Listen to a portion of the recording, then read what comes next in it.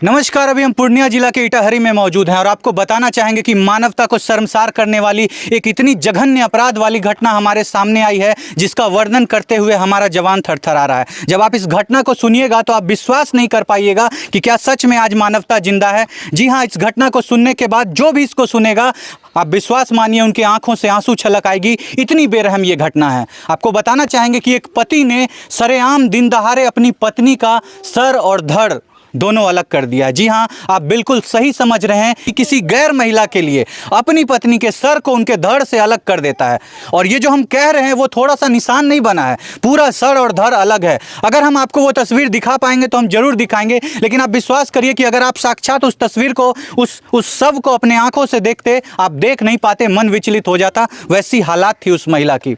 चौखट पे रख करके उसके सर और धड़ को अलग कर दिया। आपने देखा होगा कि कई जगह जानवरों के साथ ये बर्ताव किया जाता है। हम जानवरों को देख करके हमारे आंखों में आंसू आ जाता है। सोचिए वो कैसा निष्ठुर, भेड़िया, दरिंदा, गिरा हुआ नीच आदमी होगा, जिस पत्नी के साथ वो वर्षों से रह रहा था, उस पत्नी के साथ उसने ऐसी घटना की है। और इसका साक्षात गवाह उनका 3 लड़का है, जिसमें से सबसे छोटा लड़का अभी हमारे बीच में मौजूद है। उनसे आपको बात करवाते हैं। देखिए उस छोटे से लड़के की क्या उम्र, आप देख सकते हैं। ये इतना छोटा सा मासूम है जिसके सर से उनकी मां का साया उठ गया है। और सर से साया उठाने वाला कोई नहीं, इन्हीं का वो दरिंदा पिता है जिसने इनकी मां को खत्म कर दिया है। और आपको बताना चाहेंगे उसकी दरिंदगी की इंतहा ये थी कि उसके बाद जब उसके सर को उसके धड़ से अलग कर दिया, उसके सर को हाथ में पकड़कर सरेआम बाल से खींचते हुए वो थाने की तरफ जा रहा था कि मैंने अपनी पत्नी के साथ ये किया है। देखो दुनिया वालों, हम कितने बड़े मर्द हैं। आप सोचिए कि एक जो पुरुष होता है अपनी मर्दानगी जो सारी है वो एक महिला के ऊपर दिखाता है। उसका सर धड़ से अलग कर दिया और वो बेशरम निर्लज्ज आदमी उसके सर को पकड़ के पुलिस थाने की ओर जा रहा था। इतना गिरा हुआ वो घटिया आदमी है। चलिए आपको उनके बेटे से सुनवाते हैं, दिलवाते हैं वो जानकारी कि आखिर कैसे एक गैर महिला के लिए एक पति ने अपने पत्नी का सर उसके धड़ से अलग कर दिया है। आइए आपको लेकर के चलते हैं उस लड़के के पास जो उनका छोटा बेटा है, जिसने मुखाग्नि दी है। आप देखिए इसको देख करके क्या आपको ऐसा लगता है कि इतने छोटे से उम्र में ये मुखाग्नि देने की स्थिति में है? इतना छोटा सा बच्चा, और आज इसकी माँ का साया इनके सर से उठ गया। बेटा क्या नाम हुआ बेटा आपका? गौतम कुमार। गौतम कुमार आपका नाम है। आपके पापा आपकी माँ को खत्म कर दिए हैं बाबू? हाँ। उसके सर और धड़ को अलग कर दिए हैं? हाँ। अच्छा, आपके पापा ऐसा क्यों किए हैं बेटा? मम्मी तो बात करता था ना। हाँ। आता था कि से मम्मी को गाली देते थे। अच्छा, पापा किसी लड़की से बात करते थे? हाँ। और वो लड़की क्या बोलती थी पापा को? कहते थे कि मारने के लिए तो मारते थे। अच्छा, मम्मी को वो लड़की मारने के लिए बोलती थी तो पापा मम्मी को मारने लगते थे? हाँ। अच्छा बेटा, उस दिन क्या हुआ था जब आपके पापा आपकी मम्मी को ख़त्म कर दिए, जान से उनका सर उनके धड़ से अलग कर दिया? आप कहाँ थे उस समय? हम चल गए थे पढ़े ले। आप पढ़ने के लिए चले गए थे? और आपके दोनों भाई घर में ही मौजूद थे? हाँ। आपके दोनों भाई देखे होंगे ये करते हुए? हाँ। अच्छा, जब आप घर आए बेटा तो आपके भाई ने आपको क्या बताया कि पापा क्या किए हैं और कैसे किए हैं? हमरा इतने ही चीज बताया था। क्या बताया था? मम्मी को कैसे ख़त्म किए पापा? क्या बोले भाई लोग? हाथ बांध कर खत्म किए। हाथ बांध दिए थे मम्मी का। और उसके देखिए आपको बताना चाहेंगे, चूंकि ये छोटा सा मासूम है, ये क्या अपनी जवानी सारी बातों को बताएगा। जैसा कि इनके परिजनों का कहना है, जैसा कि यहाँ पे जितने भी लोग मौजूद हैं, जब ऑफ कैमरा हमने सबसे बात की, जब वो बता रहे थे उस घटना को, तो आप विश्वास करिए कि हमारा पूरा शरीर थरथराने लगा। उतनी बेरहमी से उसको समाप्त किया गया था। उसको बाल पकड़ के घींचते हुए दरवाजे के चौखट पे ले जाया जाता है और उस चौखट पे उसके सर और धड़ को अलग कर दिया जाता है। आप सोचिए कि ये दरिंदगी की कौन सी इंतहा है। और उसने किया क्यों है ये सब? उसने किया है इसलिए क्योंकि उस आदमी का किसी गैर महिला के साथ नाजायज़ संबंध था। वो महिला कहती थी कि अपने पत्नी को भगा दो, हमसे शादी करो, या वगैरह वगैरह जो भी बात होती थी। अभी आपने उस छोटे से लड़के की जुबानी सुना।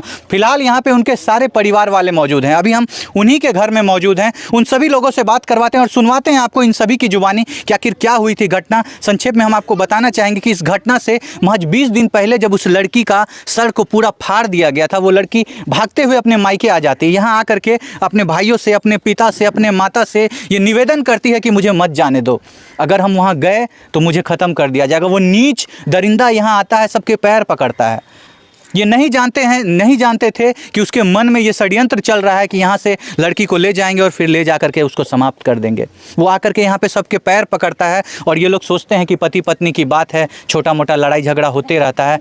लड़की कभी भी अपने मायके में थोड़ी ना रह पाई है, जाने देते हैं इसको इसके ससुराल। और ये माता पिता भाई बहन जाने देते हैं उसको उनके घर। और यहाँ से जाने के महज 20 दिनों के बाद बीते शाम को कल सुबह 8 बजे कल 8 बजे उस लड़की का इतनी बेरहमी से खात्मा कर दिया जाता है। देखिए हमारे साथ अभी उनका भाई मौजूद है, उस लड़की के ये भाई हैं। इनसे आपको सुनवाते हैं वो सारी दास्तां जो एक बहन अपने भाई से शेयर करती थी कि मेरी क्या मजबूरी है, क्यों मेरे पति हमको सताते हैं, क्या मेरे मन में डर है, क्यों हम भाग करके वहाँ से अपने मायके आ जाते हैं। ये सारी घटना और क्यों और कैसे कल उनको समाप्त किया गया है, ये सारी घटना हम आपको भाई की जुबानी सुनवाते हैं। नमस्कार भैया, क्या नाम हुआ? बबलू शर्मा सर। बबलू शर्मा, आपकी बहन थी सर? हाँ, बहन वो थी। मृतिका जिसको इतनी बेरहमी से समाप्त किया गया। हाँ जी, बहन क्या थी। लगता है सर, क्या कारण है इसके पीछे, क्या घट रही थी घटना? आपकी बहन क्या शिकायत आपसे करती थी कि मेरे साथ क्या बीतता है, वहाँ पे क्या होता था सर? हमसे सर शिकायत तो नहीं, रक्षाबंधन से पहले आया, उसका सर फटा हुआ था, इलाज चाचा कराया यहाँ पे जब आई तो इलाज हुआ उसका। हाँ, दोनों को समझाया। उसके बाद 2-4 दिन उसको विदाई नहीं दिया, बोला हम नहीं जाएंगे। फिर विदाई नहीं दिया, फिर सब चौकीदार भैया है वो भी सभी मिल के यहाँ बैठ के बोला ठीक है, ऐसा गलती नहीं करेंगे, हमको विदाई दे दो, हमारा घर में काम क्षति हो रहा है। तो हम लोग को तो सर ऐसा पता नहीं है कि मजदूरी कमाने के लिए हम लोग दिन पर भटकते रहते हैं। तो ये सर समस्या है कि वहाँ पे उनका सर अलग। हाँ सर। और ये हुआ इसलिए है क्योंकि उनका किसी दूसरे लड़की के साथ संबंध है सर। वो बात करते थे फोन में। आप लोगों ने कभी देखा था उनको बात? नहीं देखा सर, लेकिन अब की बार जो आया था वो बोला, उसको भी समझाया मैं कि ऐसा तस्वीर भी दिखाया उसके उसका मोबाइल में है, उसके मोबाइल में नंबर है, तस्वीर है, सब कुछ था। आप लोग देखे थे उसको? देखे थे, लेकिन बशर्ते ये था सर, चलो कोई बात नहीं है, आज दिन के बाद ऐसा दोनों आदमी मान लो झगड़ा लड़ाई नहीं करना। नहीं, आप सब सारा समझा बुझा के आपने अपनी बहन को यहाँ से जाने दिया? यहाँ समझा बुझा के बोला ठीक है, आज से किसी की कोई गलती नहीं होगा, हमको विदाई कर दो। तो हम बोले हम नहीं जानते हैं, चाचा जी जानते हैं, विदाई होगा तो कर देगा, नहीं तो कोई बात नहीं, यहाँ रहेगा तो यहाँ रहेगा।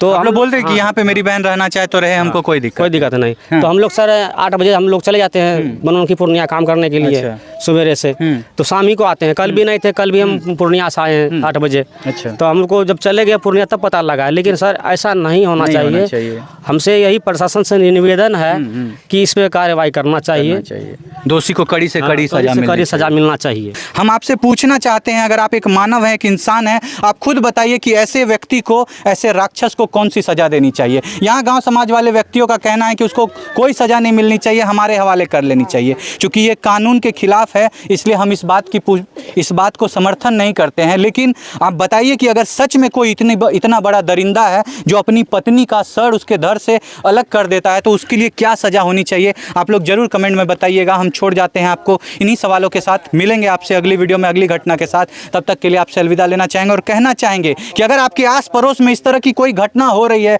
और अगर आप देख रहे हैं तो कृपया करके उस घटना को रोकने की कोशिश करिए, उस जान को बचाने की कोशिश करिए। जहां पे ये घटना हो रही होगी उसके अगल बगल जरूर समाज रहा होगा और लोगों ने सुना होगा मारपीट का आवाज, लेकिन आज इंसान इतना स्वार्थी हो गया है कि उसको कोई फर्क नहीं पड़ता है कि बगल वाले घर में क्या चल रहा है, कौन मार खा रहा है, किसके यहाँ पे क्या हो रहा है। बगल में जो भी हो रहा है उसको होने दो।